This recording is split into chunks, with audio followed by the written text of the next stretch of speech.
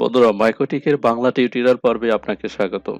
বন্ধুরা, আজকের ভিডিওটিতে আমরা দেখতে চলেছি কিভাবে আপনি আপনার মাইক্রোটিক রাউটারটির আইডেন্টিফিকেশন চেঞ্জ করবেন। তো বন্ধুরা, চলুন দেখে নেওয়া যাক।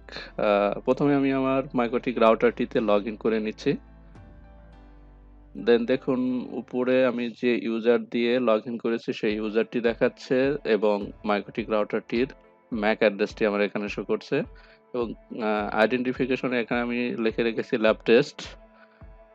তো আমি এটা চেঞ্জ করে দেখাবো। জাস্ট শুধু আপনি ক্লিক করবেন সিস্টেম, সিস্টেম থেকে দেখুন লেফট সাইডে এখানে আইডেন্টিফিকেশন আছে, আইডেন্টিটিতে ক্লিক করব। দেন আমি এখানে নামটা চেঞ্জ করে নেব।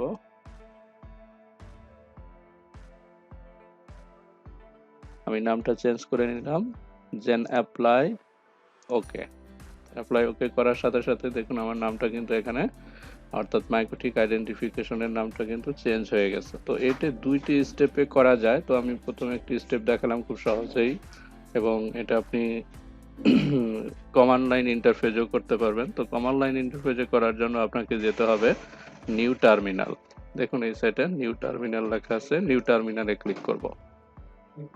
নিউ টার্মিনালে ক্লিক করার পরে আপনি এখানে লিখতে পারেন সিস্টেম, সিস্টেম এসওয়াই লেখার পরে ট্যাব দিলে কিন্তু পরের কমান্ডটা, সম্পূর্ণ কমান্ডটা চলে আসবে এবং এখানে প্রশ্নবোধক চিহ্নটা দিলে আপনি বুঝতে পারবেন যে কি কি কমান্ড করতে পারবেন। এখন এখানে আছে সবার উপরে সিস্টেম আইডেন্টিটি। তো আমি সিস্টেম আইডেন্টিটির আইডি লেখার পরে ট্যাব দিলে কিন্তু পরের কমান্ডটা চলে আসছে।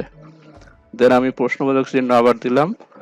প্রশ্নবোধক এখানে চিহ্ন দেওয়ার পরে দেখুন এখানে লেখা আছে যে আমি কি কাজ করতে যাচ্ছি, সেট চেঞ্জ আইটেম প্রপার্টিজ। তো আমি সেট এসই ট্যাব দিব।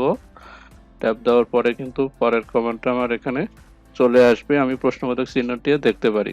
দেখুন এখানে নেম এবং name of the system, name of the system, আপনার সিস্টেমের যে নামটা দিতে যাচ্ছেন সেই সিস্টেমের নামটা এখানে দিব। তো আমি এখানে দেব নেম, সেট নেম। এনে দেওয়ার পরে ট্যাব দিলে কিন্তু পরের কমান্ডটা চলে আসলে সমান সমান। তো দেখুন আবার প্রশ্নবোধক চিহ্ন দেই। এখানে নেম স্টেয়ারিং ভ্যালু, অর্থাৎ নামের যে ভ্যালুটা দিতে চাচ্ছেন, যে নামটা দিতে যাচ্ছেন সেই নামটা এখানে আপনাকে দিতে হবে। তো আমি এখানে নামটা দিব MIKTIK মাইক্রোট্রিক আন্ডারস্কোর, আমি এখানে দিতে পারি টেস্ট। দেখুন আগে কিন্তু আমার এখানে উপরে লেখা আছে Shafi360। প্রথমে আমি যেটা সিস্টেম আইডেন্টিটি থেকে আমি চেঞ্জ করেছিলাম, তো এখন কমান্ড লাইন থেকে আমি এটা চেঞ্জ করব। জাস্ট ইন্টার দিবেন।